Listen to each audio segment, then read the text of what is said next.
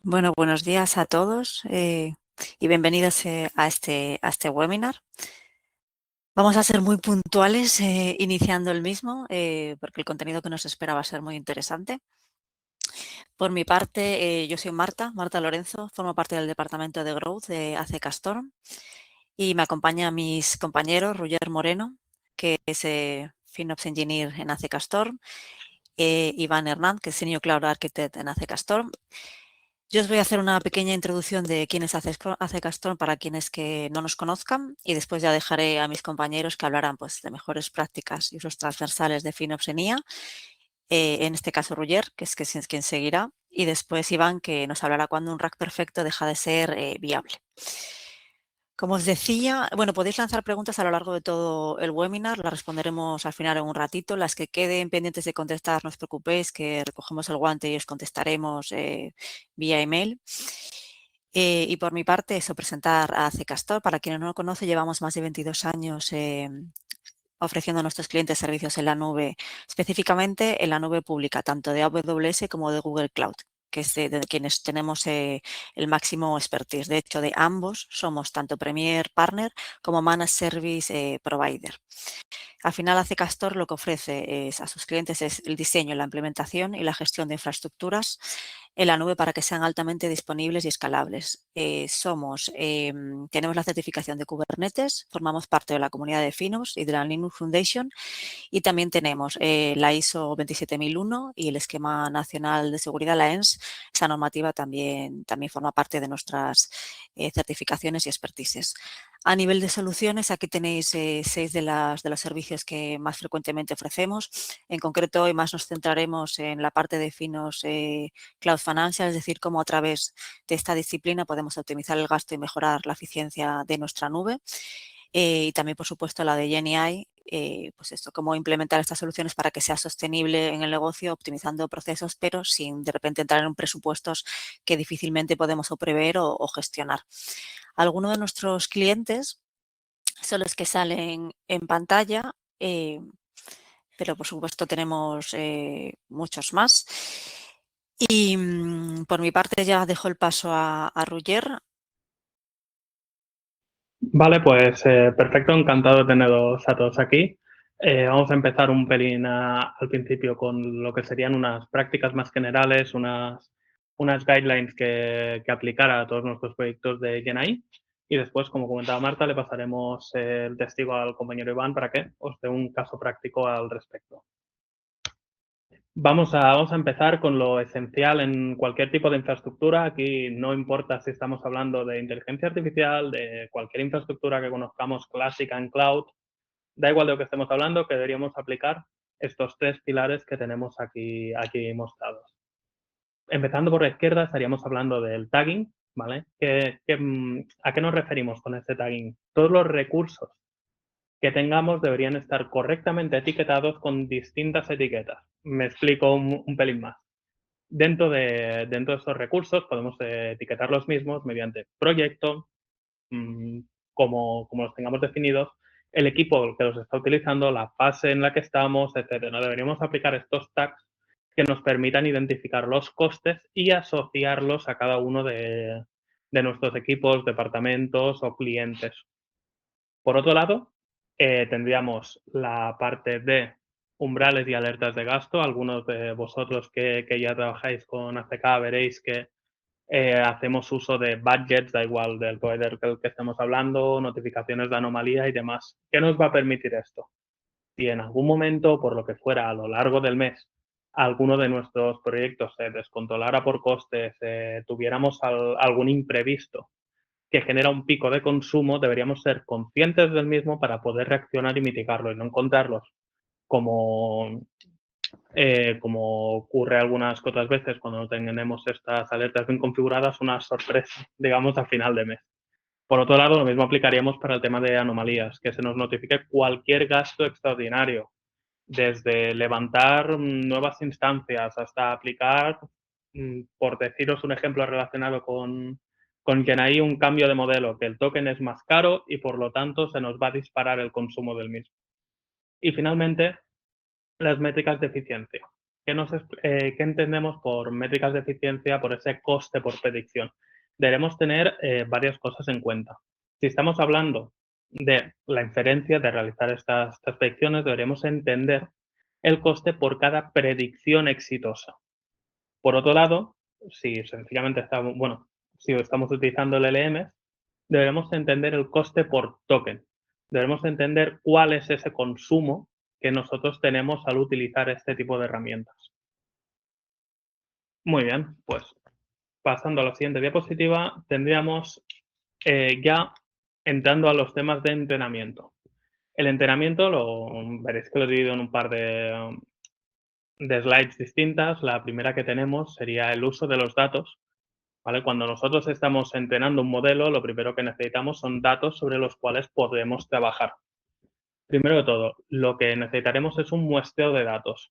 Me explico. Cuando vamos a entrenar este modelo, proporcionar el 100% de los datos que tenemos disponibles no es una forma muy correcta de entrenar este modelo. ¿Por qué? Porque estaremos realizando un montón de operaciones, muchísimas más de las que necesita para que el modelo entrene.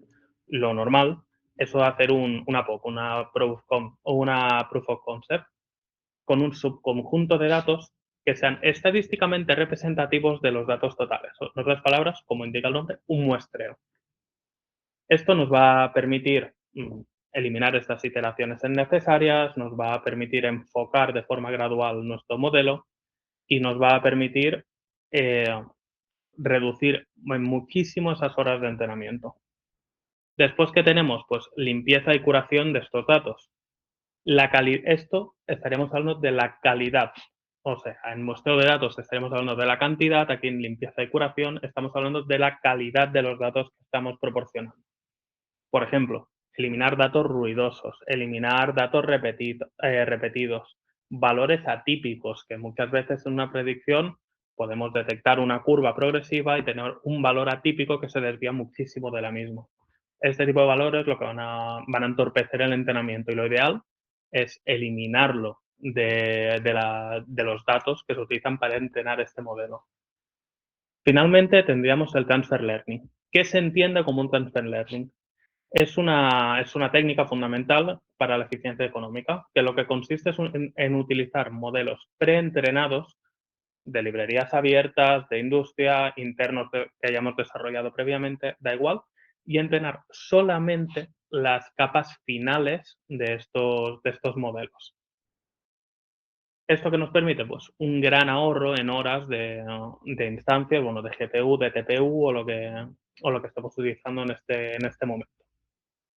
Y evidentemente al menor uso de horas, pues menor coste en este entrenamiento que vamos a estar utilizando.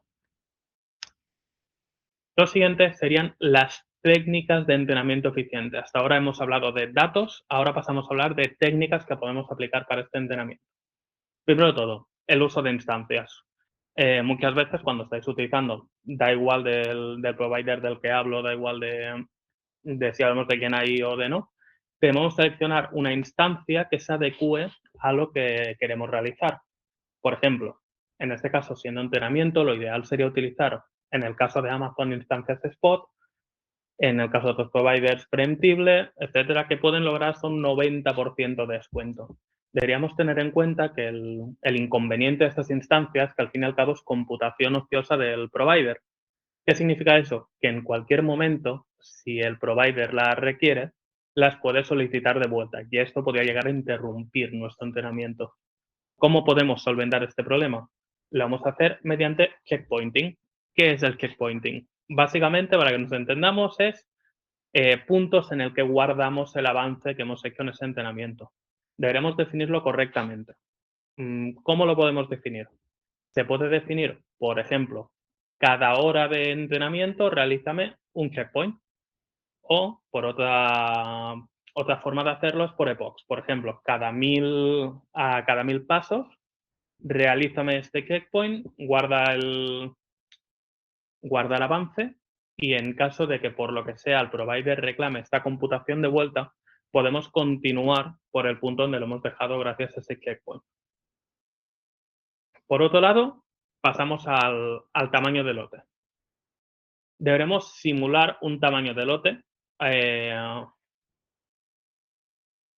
Muchas veces lo que nos ocurre es que en un tamaño de lote, en un batch superior, nos debería dar, teóricamente, una precisión mayor que con uno inferior. Sin embargo, muchas veces ese lote tan grande no justifica la precisión que nos puede dar. Deberemos ajustarlo para intentar que nos sea lo más útil posible. O sea, que la inversión que estamos realizando en tiempo de computación por un batch mayor, de verdad repercuta en una precisión mayor y apreciable hacia el final. Puede ser que tengamos una ligera mejora, pero no justifique un uso excesivo de horas adicionales en este entrenamiento.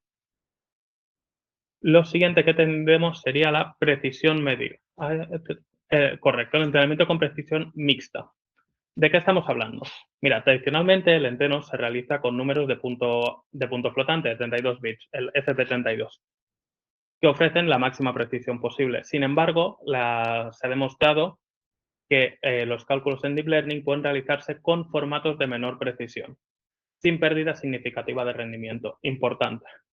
Los formatos clave, en este caso, serían, como está anotado en torno de diapositiva, FP16, un punto flotante de 16 bits, o bflot 16, punto flotante de 16 bits, con un rango dinámico que es bastante similar al FP32, que es ideal para el entrenamiento.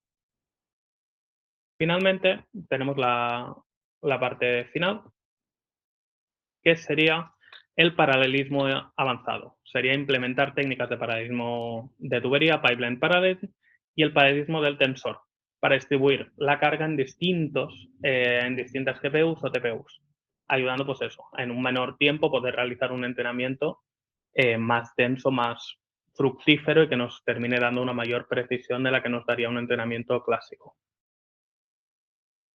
Muy bien.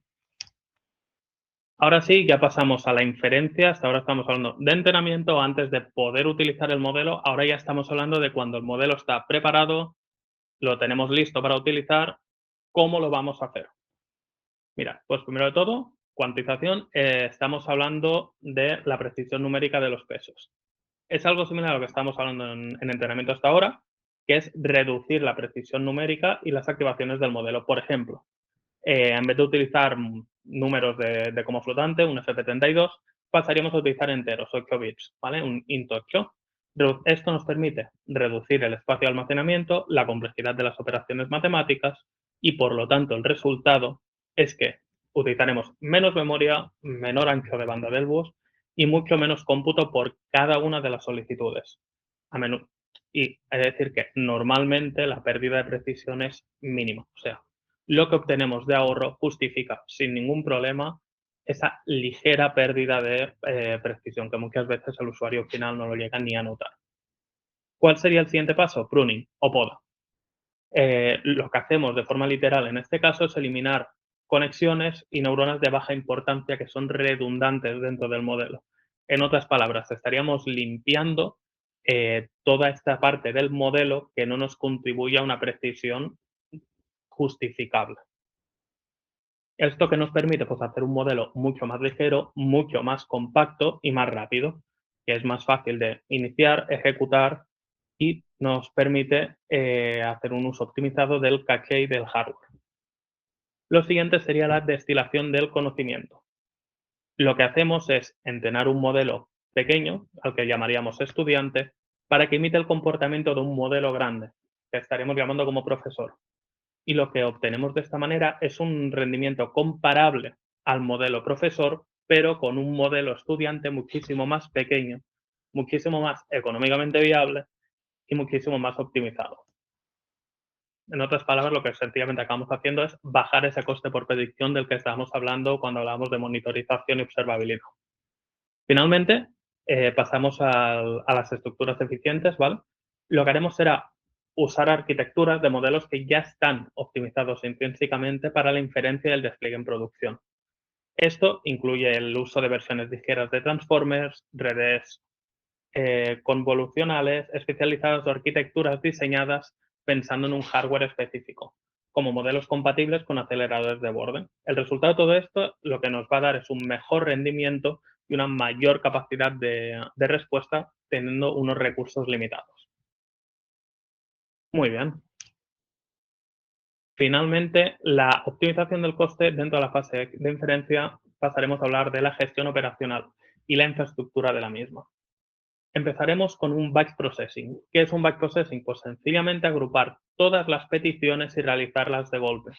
¿Qué nos va a permitir esto? Esto nos permite, bueno, distintos puntos. El primero de todo es que nos ahorramos la inicialización del modelo.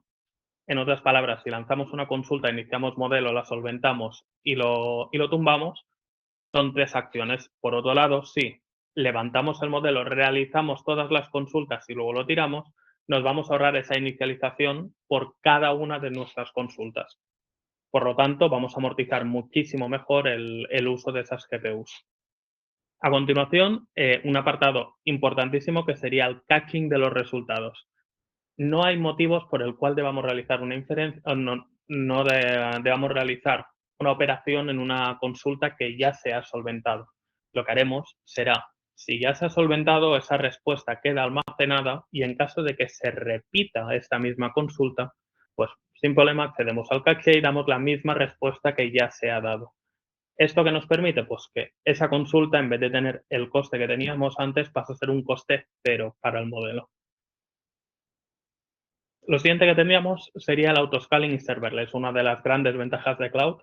También la podemos aplicar a GenAI. La idea de esto es pagar únicamente para lo que estamos usando, únicamente lo que estamos usando. En otras palabras, lo que nos permite es que si no tenemos ningún tipo de consulta, bajaremos a cero nuestra infra y no tendremos coste. Si por lo que sea se disparan estas consultas, volvemos a escalar hacia arriba y volvemos a generar más capacidad de respuesta para solventarlas. Nos iremos ajustando aprovechando esta elasticidad que nos proporcionan los entornos cloud. Por otro lado, finalmente tenemos la elección de hardware. Como ya estaba hablando antes, en el caso de entrenamiento estaríamos hablando de estancias Spot y demás. En el caso de inferencia, los providers ofrecen distintas instancias ya preparadas y optimizadas para el uso de AI. Lo que haremos, pues, seleccionar este tipo de instancias, aplicar los modelos que hayamos desarrollado y realizar la inferencia desde los mismos. Vale, pues por mi lado, estas serían las recomendaciones generales que damos para GenAI. Y a partir de ahora os dejo con Iván para un caso práctico. Perfecto. Ok. Un momentito, voy a compartir la pantalla. Vale.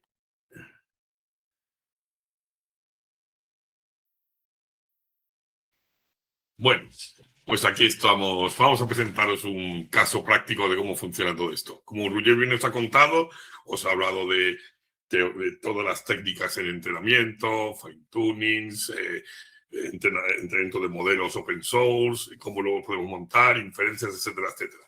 Pero al final a nosotros nos suele venir un cliente, ¿vale?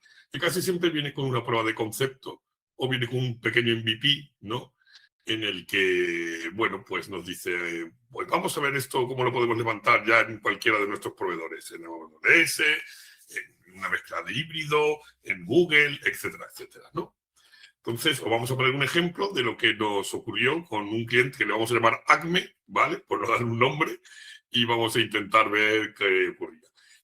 Nos hemos enfocado en esta solución porque vamos a tocar toda la parte de lo que va a ser el plano de ingesta, el plano de inferencia, tratamiento de agentes, cambios de modelos. Hemos pensado en una solución drag porque coge el mayor espectro de lo que podemos intentar explicaros en este webinar lo más rápido posible.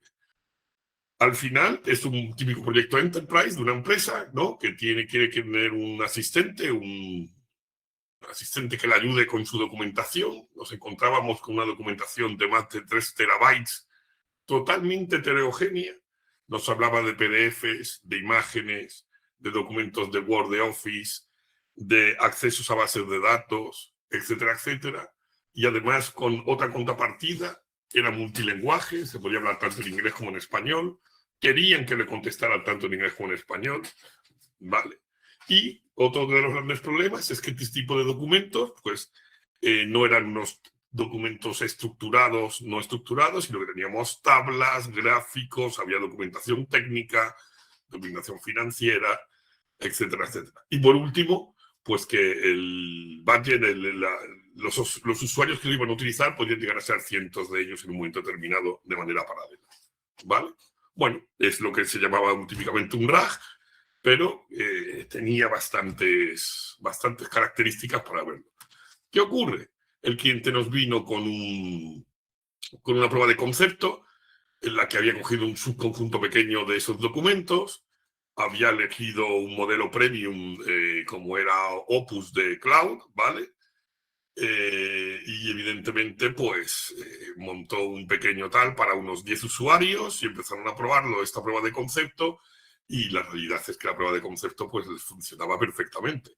El modelo premium evidentemente pues tenía la capacidad de en un momento en tiempo real pues de entender que el documento se cogía, tratarlo, etcétera, etcétera. Pero ante esta situación, claro, de repente apareció decir, bueno, pero vamos a plantearnos ya con el caso de uso completo. Y apareció una pregunta que es, ¿cuánto nos va a costar esto cuando nos pongamos en producción? Claro, aquí ya aparecen elementos que no se habían planteado en la prueba de concepto, que era el coste de la extracción y el preprocesado de esos más de 3 terabytes, montar todo el corpus, cortarlo en cachitos y hacer embeddings, cuánto nos iba a costar las consultas. Va a haber distintos tipos de consultas, va a haber consultas complejas, consultas que van a atacar a más de un documento, etcétera, etcétera. Cada cuánto tiempo esa documentación y esa corpus o tal se va a actualizar, cómo vamos a estar mantener esa actualización, va a haber versiones, no va a haber versiones. Y bueno, y ante todo eso también, pues al final, todo este tipo de información pues se tendrá que reindexar.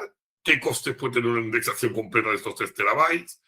Por lo que dijeron, bueno, vamos a ver esto, ¿vale? Pues, y sobre todo se estaba utilizando el modelo Opus de Anthropic, el cual pues tiene un coste bastante caro, ¿no? Entonces dije, la realidad es que primero, de manera intuitiva, lo primero que se dice es, bueno, pues venga, lo primero que vamos a hacer es, vamos a bajar de modelo, ¿no?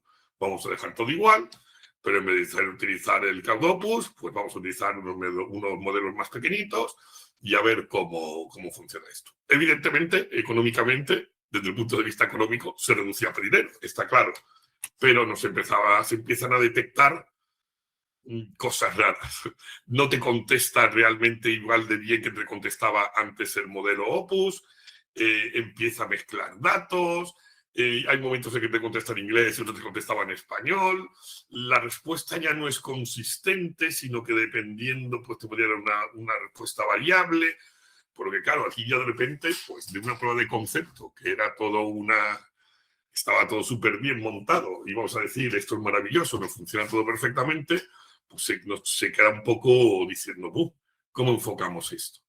Evidentemente, ante esta problemática, hasta ahora todo es como un poco intuitivo, ¿no? No tenemos muy claro qué hacerlo, por lo que lo primero que desde ACK le recomendamos es, tenemos que medir, hay que poner un sistema de observabilidad y de evaluación de los modelos. Aquí lo que sí quiero decir es que durante toda la charla yo voy a ir mezclando calidad, buscar la calidad de la contestación, del significado, con el coste, porque al final es totalmente, van unidos los dos conceptos, ¿no? O sea, desde negocio se necesitaba saber cuánto cuesta el coste al llamar al modelo, por cada petición, cuánto contexto está emitiendo el modelo, por ende, cuántos tokens, por ende, como ha dicho Roger, cuánto dinero va a ser, ¿vale? Si vamos a tener consultas de tipo A y luego consultas de tipo B, una más complejas de otro, ¿qué nos cuesta cada consulta? Son distintas, ¿vale? Ante esas preguntas que todo el mundo se hace cuando empieza a trabajar en un proyecto de esta índole de GenAI, pues la necesidad imperiosa es tener un stack de observabilidad de GenAI.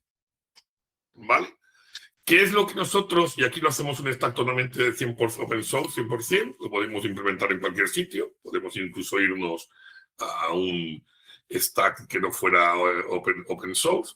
De hecho, también os comento de que al final del webinar vamos a entregaros una especie de ebook, ¿no? Con todas las técnicas que vamos a tratar, técnicas a tratado, que podéis profundizar y podéis verlo. Yo voy a, con el tiempo voy a puntualizar algunas cositas, pero os comento que en stack de observabilidad, pues al final, ¿qué tenemos?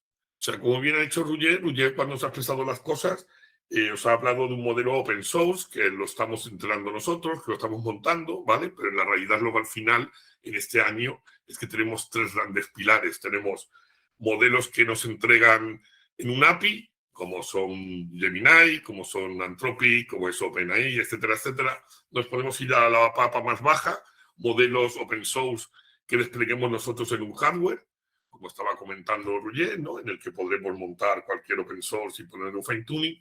Pero también ha aparecido desde hace poco un nuevo concepto intermedio que se llama Inference as a Service, que son empresas como Grok, que lo que te están entregando es a un coste más bajo que estos modelos premium, modelos open source, los cuales tú te quitas de en medio la problemática de elegir el hardware, ¿vale? Bueno, tenemos estas 3 pilares para poder meter modelos. Pero nos interesaría, claro, cada manera de hablar con ellos, pues unos tienen que aprender el API de OpenAI, otros tienen que aprender el API de Anthropic, otros aprender el API no sé cuánto. Bueno, pues lo primero que queremos es poner un sistema, que es LittleLM, ¿vale? Que nos permita hacer de proxy ante cualquier petición. A nivel de desarrollo va a permitir que el equipo de desarrollo hable de una única manera, pero además, a nivel luego de a nosotros que no nos interesa, vamos a interceptar todas las peticiones a cualquier modelo, sea un Inference as a Service, sea un premium como Anthropic o sea un open source gestionado por nosotros. LittleLM se va a poner en medio y cualquier petición de llamada y contestación la vamos a tener. Pues este es el pilar para crear una observabilidad de GenAI. Ya de esa manera, al estar allí, ponernos en medio, vamos a poder ver cómo llega un prompt, cómo sale el prompt, cómo entra tal, etcétera, etcétera. Ante eso, esas trazas de prompt, de contexto, etcétera, etcétera, aparece LangFuse. LangFuse es, por así decirlo, la capa por encima del LittleLM que nos va a empezar a medir y nos va a permitir tener en cuenta y hacer experimentos. Por ejemplo, podríamos hacer en un RAG, oye, estoy utilizando este modelo o este tipo de chunking y lo voy a cambiar en vez de uno que lo tengo fijo de 200 bytes por uno semántico que me haga no sé cuánto. Bueno, pues con LangFuse y con LittleLM ya vamos a tener capacidad de, dependiendo de ver qué estamos eligiendo, qué técnica vamos a utilizar o cómo lo vamos a poner, vamos a poder ver su significado o la manera de si se optimiza o no optimiza lo que estamos haciendo. Evidentemente, hemos dicho desde el principio, desde el punto de vista de la calidad como desde el punto de vista del coste. ¿Por qué? Porque desde aquí ya tenemos todo controlado. Por otro lado, ya, para subir un poco más la capa, al final, ¿cómo podríamos, todo lo que LittleLM recoge, cómo LangFuse coge las trazas? Pues tendremos al final, como cualquier modelo de observabilidad, tendremos a Prometheus y a Grafana, que es el que nos entregará los dashboards, nos presentará las estadísticas, nos veremos los grafos, nos podrá dar alertas, ¿vale? Todo este tipo de cosas. Y por último, LittleLM o RouteLM vuelve a aparecer, y lo hablaremos un poco más adelante, porque al final muchas de estas decisiones, dependiendo del tipo de consulta o del tipo de acción que vayan a hacer, se podrá decir, pues mira, para esto házmelo con este modelo, para este otro házmelo con este otro. Y eso es lo que se llama el routing inteligente, ¿no? Por lo que con este conjunto de herramientas open source bien planteadas, montaremos un stack de observabilidad y de evaluación que nos permitirá medir costes, calidad, por ejemplos, etcétera, etcétera. Y al final, ¿por qué estamos poniendo todo esto? Pues porque, y por eso hemos hablado del caso de un RAG. En un RAG hay 2 planos muy importantes, el offline, por así decirlo, en el que lo que tenemos son esos 3 terabytes de información que es de donde se va a nutrir o se va a hacer luego la inferencia, que es el online, y al final lo que tenemos que medir tanto cómo está el offline para ver cómo está el online para al final darle a negocio, al departamento de negocio, lo que a él le interesa. Oye, ¿cuánto me cuesta la consulta? ¿Cuánto me cuesta cada cliente? ¿Qué ratio tengo de entrada y de salida de coste?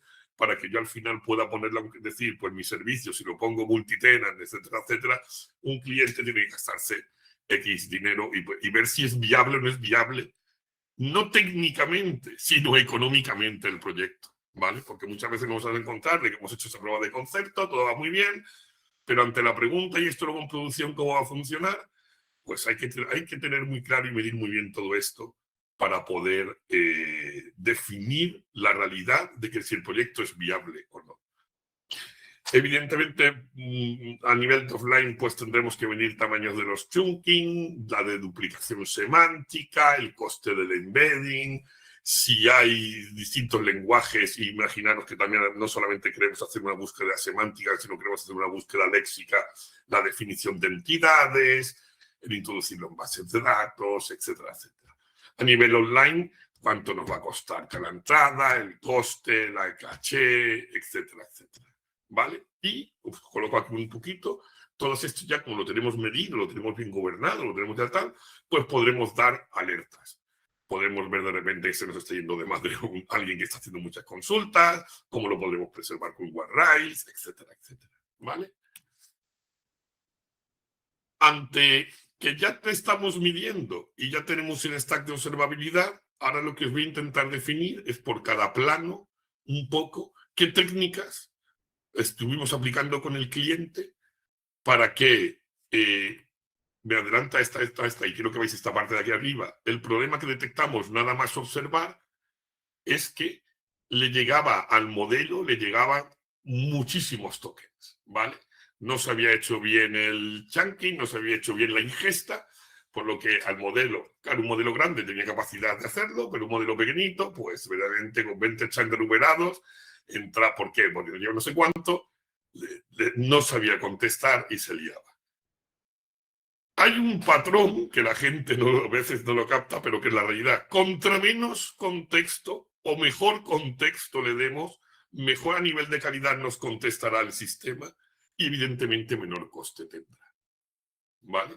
Para llegar de esta casuística que estábamos a la solución, que es tener una entrada reducida, con los chunks relevantes, que bien elegidos, con una memoria compactada, que lo primero tal, hay que tocar los dos planos que hemos hablado. El plano offline, que es la ingesta previamente dicha, para luego tratar el plano online, que es esta slide, pero que luego lo presenta. Evidentemente, para que el modelo conteste bien, pues la información tiene que estar bien, ¿vale? Como veíamos, el gran problema eran 3 terabytes de información de heterogénea, texto, tablas, PDFs, imágenes, etcétera, etcétera. En la ingesta es interesante plantearse de que lo primero que hay que hacer es separar lo que queremos hacer. No el texto, no podemos tratarlo igual que una tabla, no podemos tratarlo igual que una imagen. O sea, cada elemento o layout del documento que vayamos a tratar tiene un pipeline, por así decirlo, de ingesta independiente. Aquí os hemos colocado pues un poco las casuísticas, lo dicho, en el documento que lo tenemos por aquí, que lo pasaremos. Todo esto que estoy contando viene muchísimo más detallado, mejor montado, etcétera, etcétera. Aquí, con el tiempo que tenemos, os doy una pincelada, pero al final, según el tipo y el layout que tenemos, pues hay que utilizar una serie de pipelines especializados. Os recomendamos utilizar Docklin, ¿vale? O que veáis Docklin por encima. Es un sistema de pipeline que según el tipo de documento y tipo de elemento dentro del documento te va a permitir hacer un embedding bastante razonable, muy bien montado, pero bueno, al final, datos distintos, elijo una herramienta que me haga un pipeline según el tipo, por lo que entonces hago un chunking adaptativo. Evidentemente no puedo cortar. Imaginaros que estoy cogiendo código y tengo una función, no la puedo hacer un chunking por la mitad y luego cortarlo porque pierdo contexto, igual en el texto, igual en las tablas, igual en una imagen, etcétera, etcétera. Una vez que hayamos pasado por un chunking adaptativo que tiene las distintas técnicas que podemos definir y poder tratar, evidentemente lo que hay que hacer es una duplicación semántica de esos embeddings, porque tendremos vectores que todos tienen el mismo valor muchas veces, por lo que en un determinado reducirlo y dejarlo lo más simple es llegar a mejorar todo el sistema. Acabando ya algunos embeddings, con unos índices iremos montado, pues meternos en una base de datos como Webbytype, irnos a soluciones premium como MongoDB Atlas, Elasticsearch también tiene la parte de Enterprise, está muy bien, bueno, cualquier modelo. Pero bueno, a nivel open source, Webbytype es un sistema que hace búsquedas híbridas, que os puede venir muy bien y podéis trabajar con esto. Al final la idea es menos token indexados o menos token por consulta, por lo que hay menos costes por request. Si os fijáis, como siempre os voy a estar transmitiendo constantemente, lo mismo, el mejorar la calidad de la solución es mejorar los costes de la solución. Van implícitas las técnicas de optimización de calidad, van implícitas a las técnicas de optimización de costes. ¿Vale? En la ingesta al final lo que tenemos que conseguir es tener bien montado el sistema de datos. Porque si tenemos menos índices, tenemos menos montado, y ahora por desgracia tenemos que hacer una indexación completa porque hemos metido una relevancia que no habíamos tenido en cuenta a mitad del tiempo, pues esa indexación nos saldrá más barata. Porque si metemos cualquier otro elemento, hacemos versionados de cambios, los chunking serán menos costosos, etcétera, etcétera, etcétera. Con esto ya hemos conseguido tener la información de base muchísimo más controlada, por lo que ahora llega el mundo de la inferencia, como decía Roger, ¿no? En la inferencia, evidentemente, tenemos técnicas que nos van a permitir optimizar el contexto, entendiendo el contexto, lo que le enviamos al modelo, ¿vale? Para que pueda contestarnos de la mejor manera. Hay que plantearse una cosa. Aquí yo estoy hablando del modelo, pero ya simplemente en un RAG tenemos un modelo para hacer los embeddings, vamos a tener unos modelos para hacer el routing según tipo de consulta, vamos a tener un modelo que puede ser de re-ranker en un momento determinado para hacer muchísimo mejor la calidad de la contestación, y luego casi siempre vamos a tener un gran modelo premium que será el que nos convierta todos estos cachitos de los modelos, nos lo convierta a una frase que es lo que le va a devolver y va a contestar al cliente, ¿vale? De la manera mejor, ¿no? O sea, si os fijáis, podremos tener distintas soluciones y modelos. O sea, ya no estamos, antes estábamos hablando de un único modelo en la prueba de concepto, y esto nos va a obligar a empezar a plantearnos modelos pequeños, modelos tipo MOE, modelos que se haya hecho una distilación, como decía Roger, sobre un modelo grande que es el profesor y ese más pequeño para que aprenda, modelos de enrutamiento, modelos propios de la contestación, etcétera, etcétera. ¿Vale? Eso también es importante, que quiero que entendáis de que una solución, que la prueba de concepto empieza por un simple modelo, la realidad es que cuando entramos a una solución enterprise vamos a tratar muchos modelos y vamos a tener distintos comportamientos. Ese es el motivo por el que os comentaba antes que el ITLM nos va a permitir hablar con todos esos modelos, vamos a capturar a todos esos modelos y vamos a ver, y vamos a tener capacidad de que con una simple línea vamos a cambiar del modelo A al modelo B y ver si realmente nos optimiza en costes, nos optimiza en calidad, etcétera, etcétera. El stack de observabilidad de GNI y de evaluación es base para poder tratar todo este tipo de cosas, ¿vale? A nivel luego de inferencia un poco, tenemos muchísimas técnicas, pero bueno, aquí se ha colocado un pequeño conjunto, pero los podemos dividir más o menos en unos 6 grandes bloques. El de la optimización del prompt, ¿vale? Intentar bajar y crear menos tokens, colocarlos bien colocados. Lo que se ahora llama Context Engineering, que sería toda la parte de la gestión de la memoria, las caché, lo que le llegue el contexto que le enviemos al final con la contestación, con el system prompt, con todo, sea lo mínimo en tokens, pero lo más relevante en todos los sistemas que estamos tratando. Entra una parte muy importante y que es la caché o la semantic caché, ¿vale? Lo que decía Roger, tenéis que plantearos que al final, si tenemos un modelo que nos va a contestar y ya ha contestado algo parecido, la caché es vital, nos va a ahorrar pasta. O sea, al final, pero bueno, nos va a ahorrar pasta, nos va a ahorrar tiempo de procesamiento, nos va a ahorrar de todo, ¿vale? El model routing, como os he comentado, dependiendo de cada elemento y cada cosa que ocurra o por el tipo de consulta, iremos hacia un modelo o hacia un pipeline de un modelo que vaya a un lado, que vaya al otro. Es otro de los pilares que tenemos que implementar aquí en este tipo. Y el batch processing, ¿vale? Si tenemos la parte de ingesta, por ejemplo, o cuando el cliente haga mande nuevas versiones, pues lo mejor es que eso se haga en un proceso batch, que tiene un coste menor, que se puede trabajar, etcétera, etcétera, y se puede tener mucho mejor, ¿vale? Entendiendo lo que hemos comentado, que tenemos un proceso, que la ingesta es un proceso batch processing casi siempre, vamos a tener una ingesta que tal no sé cuánto, yo os he comentado un poco técnicas para que el contexto vaya bien montado. La siguiente gran pilar que nos va a permitir ahorrar y gestionar todo es la parte de routing, ¿vale? Lo que os había comentado ya un poco más adelantado, de según el tipo de pregunta que se le vaya a hacer al asistente, el asistente va a tener un primer paso de clasificación en el que con otro pequeño modelo, como os he comentado, o en este caso con reglas de inferencias normales y corrientes, o sea, con reglas de elegir palabras clave, etcétera, etcétera, va a clasificar el tipo de pregunta.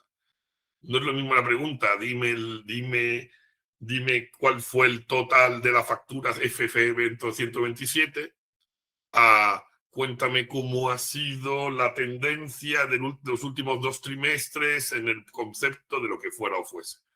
Según ese tipo de pregunta, evidentemente tenemos que tener capacidad de utilizar un modelo, otro, unos tipos de datos, un contexto, etcétera, etcétera. Un tipo de número de lo que se llama las contestaciones K, ¿no? El número de contestaciones que te va a dar el modelo, etcétera, etcétera. Esto es un poco por encima, como os he comentado en el documento, lo vamos a pasar bien, todo mucho más explicado, pero para que tengáis una gran idea, se clasificaría según el tipo de pregunta que hayamos clasificado. Vamos a meterle al contexto distintos tipos de más tokens, menos tokens, más contestaciones, y además lo más importante, y aquí vuelve a aparecer el LLM, aunque sí está en root LLM, se va a elegir distintos tipos de modelos según el tipo de pregunta. La pregunta compleja, que sería al gran modelo, al premium, incluso nos hace aparecer otra cosa, porque hasta ahora hemos estado hablando de RAG puro y duro, pero como bien todos sabéis, nada se puede hablar ya y parece que hemos perdido todo si no hablamos de agentes, ¿no? Bueno, perdón, antes de que entre ahí, y que me estaba adelantando, para terminar, podríamos elegir el modelo y lo que es muy importante, que os he preguntado siempre, es la caché. Porque que estoy aquí delante, aquí me equivoco, porque si tenemos ya la pregunta contestada, tiremos de caché, cojámoslo y no volvamos a repetir la contestación, ¿vale? Y al final nos daría la respuesta. Bueno, volviendo un poco a lo que quería comentar para ir adelantando y continuar. No solamente tenemos... Bueno, no, me quiero dar otra cosa. Respecto a los tipos de modelos, ¿vale? Y que estamos trabajando al final con modelos premium, como podéis ver en un momento determinado, o estos inferencias a service que os he comentado, en un proyecto grande, imaginaros de que esto no es solamente, empiezas a tener el cliente con esta solución, empieza a tener muchos clientes suyos, se convierte en una solución multitenant. Hay un momento en el que el equipo tiene que plantearse otra pregunta que le surge, que es, oye, ¿nos interesa estar gastando al final en este modelo premium tanto dinero o podemos entrar a plantearnos montar nosotros un modelo propio open source que lo tenemos con todas esas maravillosas técnicas que nos ha comentado Roger, en el que cojamos al modelo, lo entrenemos y la inferencia la hagamos nosotros, ¿vale?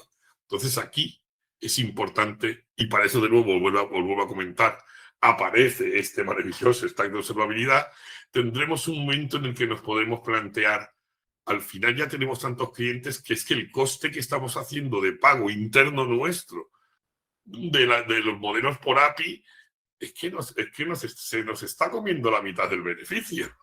Así de claro. Podríamos plantearnos ya el tener un coste controlado, fijo, porque sabemos que nos vamos a gastar 2 GPUs, porque las podemos volver a apagar, las podemos encender. Bueno, pues hay un momento en el que esta pregunta se puede plantear, ¿no? ¿Cómo podemos irnos de un modelo que nos está contestando muy bien, que es verdad, que lo tenemos por API, pero que tenemos una alta dependencia ante esta situación, y irnos nosotros a plantearnos montar, que hay modelos open source que nos están casi al mismo nivel que estos premium, pero los tenemos que gestionar nosotros. También no solamente es un tema de costes, también es un tema también de lo que se llama la soberanía, y más estando aquí en Europa. No podemos plantearnos de que el dato se vaya a Estados Unidos, bueno, porque tenemos GDPR, la Acta Europea de ahí, tenemos una serie ya de normativas que cada vez se van imponiendo y se van a ver más grandes, en el que habrá datos que a ti no te interese, que pasen por OpenAI o por Anthropic, y que los tengas que tener tú por tu cuenta, ¿no? Bueno, al final es una realidad. La gente siempre al principio se plantea, no, yo siempre con modelos como estos de los premium puedo, pero la realidad es que cuando entramos en una empresa y tenemos que trabajar, bueno, se tendrán que utilizar un determinado, pero es importante el plantearnos que nosotros tendremos que también hacerles mantener este servicio. Esto también tenemos en el PDF, que nos vamos a pasar al final, mogollón de cosas, pero hay dos grandes elementos. Los motores de inferencia, que tenemos VLLM como el estándar ipso facto desde hace años, TensorRT LLM también, que está optimizado para NVIDIA, etcétera, etcétera. Es una realidad que desde finales del 2025 al 2026 hay un nuevo motor de inferencia que está, perdóname la expresión, partiendo la pana, que se llama SLang, ¿vale? Que ha superado y desbancado a VLLM en muchísimas implementaciones. Y luego tenemos Oyama, que bueno, para tú tenerlo local, para que los desarrolladores hagan pruebas de concepto, etcétera, etcétera, pues ahí tenéis estos motores de inferencia para trabajar. Evidentemente, en cuanto entramos en este mundo, todo lo que ha comentado Roger, aparece la realidad, la cuantización, o sea, reducir los pesos del modelo para que podamos trabajar con una NVIDIA H100 o un H200, pues con una LT40 con 24 GB de memoria RAM, la flash attention para reducir el cómputo y la memoria, la page attention para que cuando el modelo va cogiendo cachos de memoria, pues te coja el cacho de memoria más pequeñito. Aparecen evidentemente técnicas de inferencia puras y duras. Y ya no solamente es la inferencia y el modelo, sino es lo que estaba contando Roger.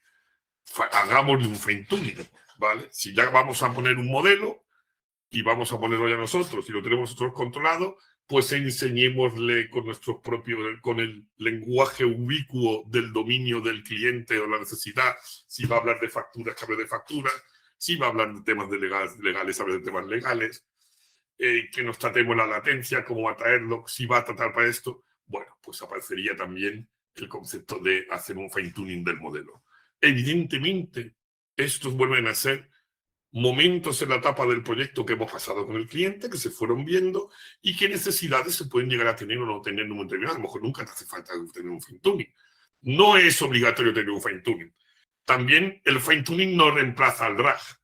Seamos realistas. O sea, tú puedes tener un fine tuning que vas a conseguir que todo vaya más rápido, que conteste mejor, que tengamos menos coste. Bueno, todo a lo que, como podéis ver en la charla que os estoy dando, es el objetivo final, pero tenemos que tener claro de que el fine tuning tiene unos costes, tiene que tener un equipo de MLOps, tiene que tener una serie de inferencias nuevas, etcétera, etcétera.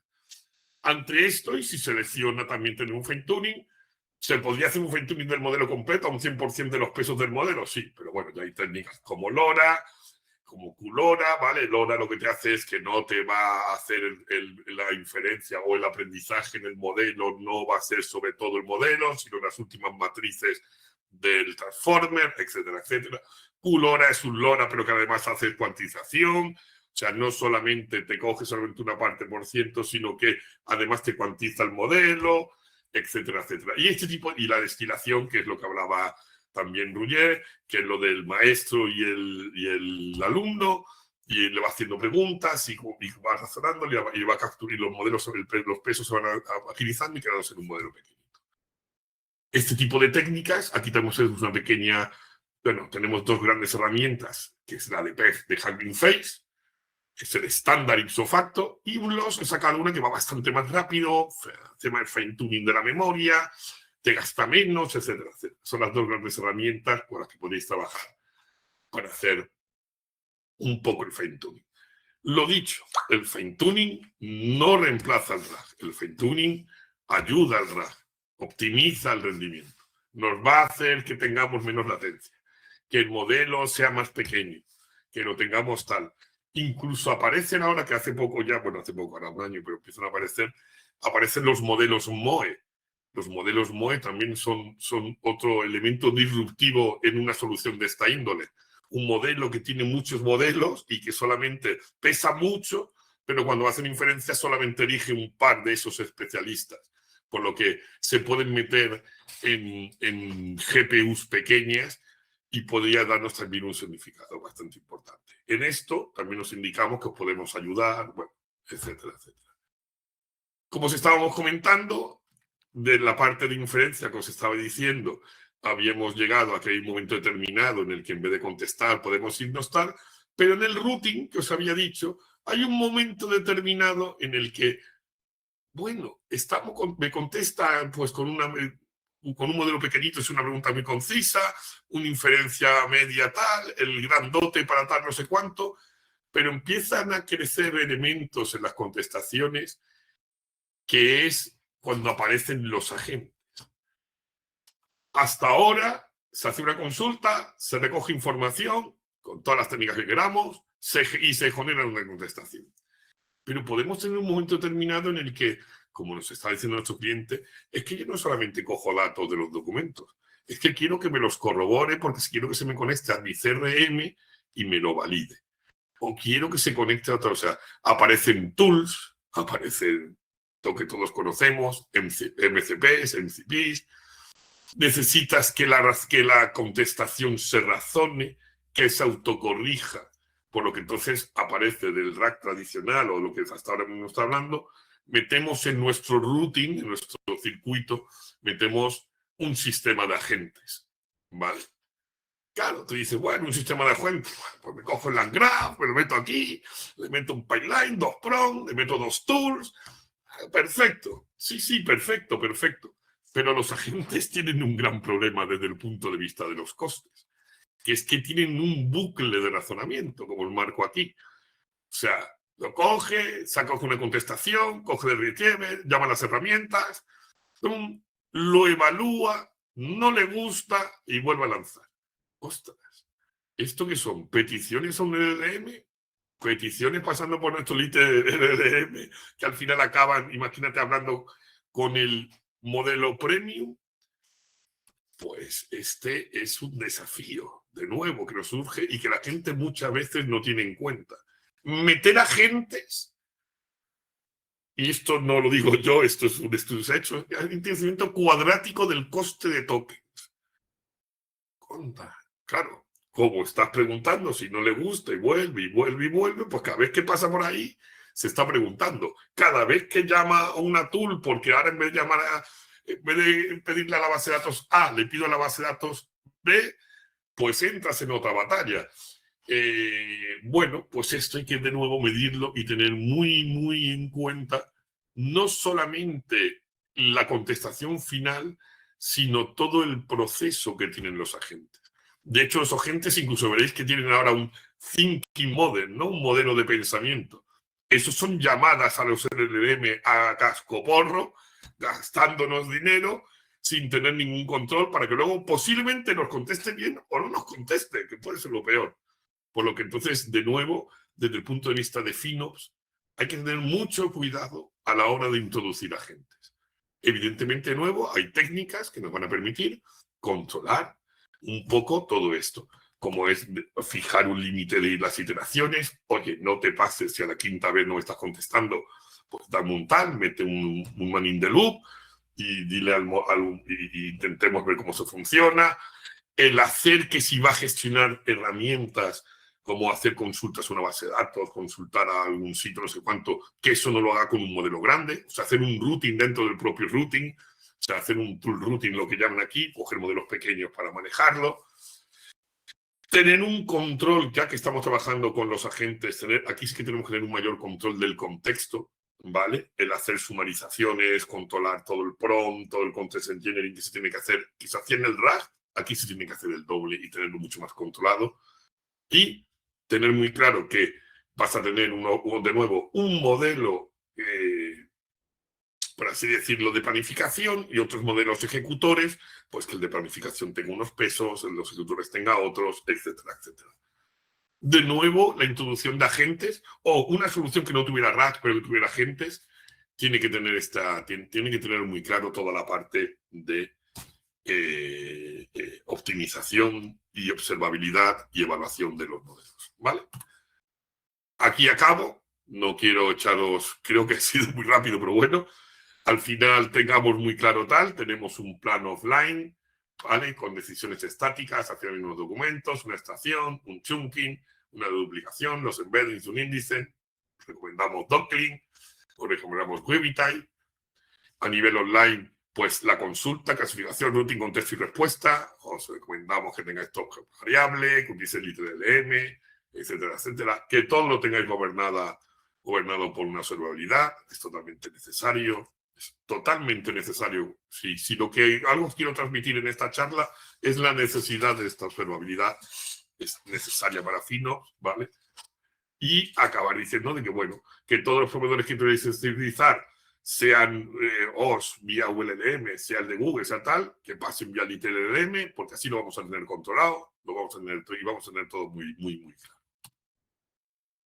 Resumiendo, de estos clientes que nos vienen con una prueba de concepto que dicen que les está funcionando, la realidad es que llevarlo a un proyecto en producción y mucho más si lo queremos convertir multitenant, etcétera, etcétera, pues tenemos que aprender algo.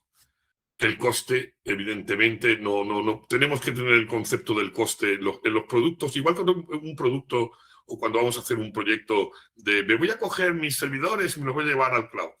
Pues aquí, y tienes que medir, pues esto es lo mismo. El coste no lo podemos ver al final.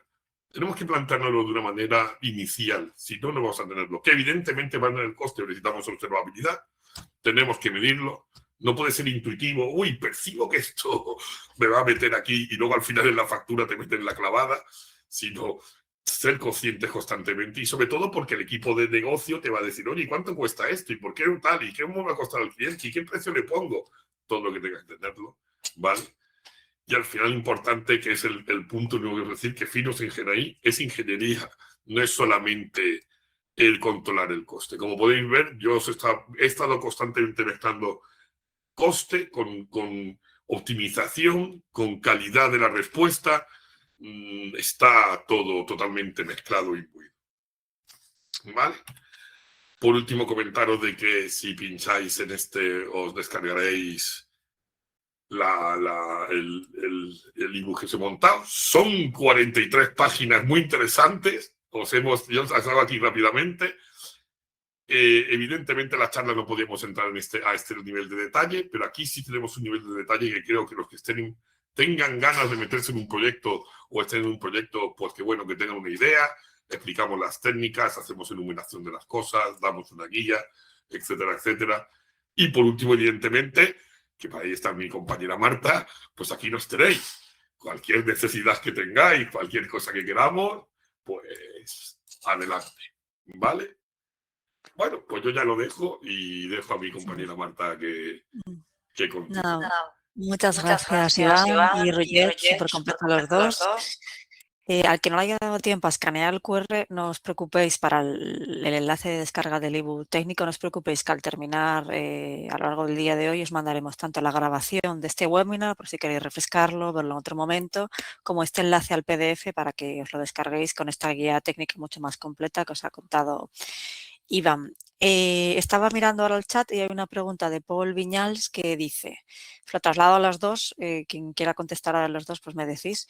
Le surge esta pregunta, ¿cómo se maneja la coherencia y consistencia de la información generada en múltiples ciclos iterativos dentro de Agentic RAG?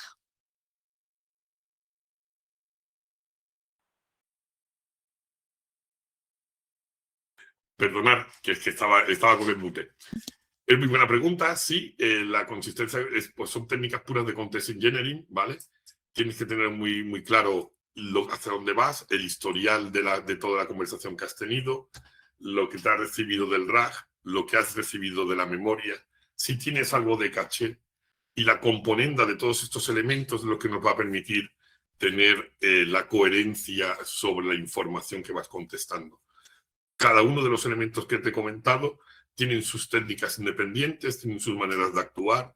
No es lo mismo, por ejemplo, el que te haga una búsqueda simple y llanamente semántica que te va a dar algo, por así decirlo, un símil, a que la mezcles y sea híbrida y la pongas con palabras claves que te van a enfocar, a que a la mezcla de esa consulta híbrida le metas un re-ranker, que además de haber elegido las conversaciones, ahora tengas otro modelo que reaprenda y vea lo que es, que le introduzca lo que te he dicho, una memoria, que le introduzcas un sumario.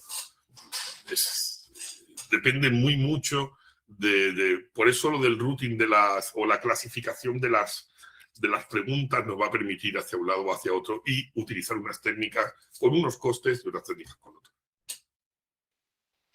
Genial, pues nada, muchas gracias. No sé si hay alguna pregunta más, todavía estáis a tiempo, si no, por mi parte, pues volver a dar las gracias a Iván Roger y a todos los que habéis asistido. Y nos vemos en próximos webinars. Bueno, aquí hay una pregunta de Carlos, a punto de cerrar. Desde un punto de vista de responsable de la infra cloud y tus equipos de desarrollo ya están trabajando con agentes, ¿cuál sería el ADC para implementar una buena observabilidad y ser más eficiente en relación a los precios? ¿Quién debería gestionarlo? Hombre, ¿quién debería gestionarlo? Es una gran pregunta. La gente de sistemas, un documento tal, los MLOps, el desarrollo, depende de la compañía, yo entiendo, ¿no? Pero evidentemente sí tiene que haber un responsable de costes y que tenga muy claro lo que es, ¿no? Un equipo. Respecto a tu pregunta, desde el punto de vista de responsabilidad del sector crítico y desarrollo, ya está trabajando la gente, ¿cuál sería el ABC para implementar una buena observabilidad? Os recomiendo plantearos un stack de observabilidad como el que os hemos puesto. Es open source, lo puedes montar en un Kubernetes. Si estás en AWS, lo montas en un EKS. Si quieres que te lo montemos nosotros, te lo montamos nosotros. Pero descárgate de verdad el ebook que os he montado. Y hoy hacemos una reflexión sobre cómo o qué stack de observabilidad, porque a lo mejor tenéis ya Datadog, ¿vale? Y os interesa tenerlo. Nosotros os he expresado la solución más open source posible de observabilidad, pero que sepáis que ya hay soluciones mixtas, hay soluciones que tal. De hecho, por ejemplo, no os he hablado de OpenTelemetry. OpenTelemetry se está convirtiendo en un estándar de observabilidad, por lo que qué menos que también en la observabilidad de GenAI también existe. De hecho, existe OpenLLmetry, ¿vale? Es un poco la palabra, un poco trabalengua, pero al final tiene un colector igual que OpenTelemetry, Abra Hotel, le ha creado nuevos spans, incluso han ya catalogado el coste token entrada, coste token salida, etcétera, etcétera. Es muy interesante que veáis OpenTelemetry, es hacia donde va también todo el tema de stack de observabilidad. Y a nivel de implementación, lo dicho, en un pequeño EKS lo podéis tener. Y lo más importante inicialmente es que metas Little LLM. Te pongas un proxy en el que todo lo que tus agentes vayan a trabajar, ¿vale? Tú le puedas dar, pasen por ahí. Little LLM además es un software que no solamente hace de proxy, tú puedes incluso seleccionar tipo de usuario y ese usuario utiliza, es de este grupo y dependiendo del grupo le vas a decir, bueno, pues utiliza estos modelos. O sea, puedes hacer de manera granular el acceso o la solicitud a modelos según el tipo de usuario al que quieras trabajar o aplicación a que quieras meter. Os recomiendo mucho, si estáis empezando ya con agentes, que empecéis a verlo de esta manera. Genial, pues gracias, Iván. Gracias, Carlos, también por la pregunta. Yo creo que ahora sí, si no hay más preguntas en el chat, damos por finalizado el webinar. Y eso, muchísimas gracias a todos y nos vemos en próximos webinars y que tengáis buen día. Venga, Adiós. hasta luego.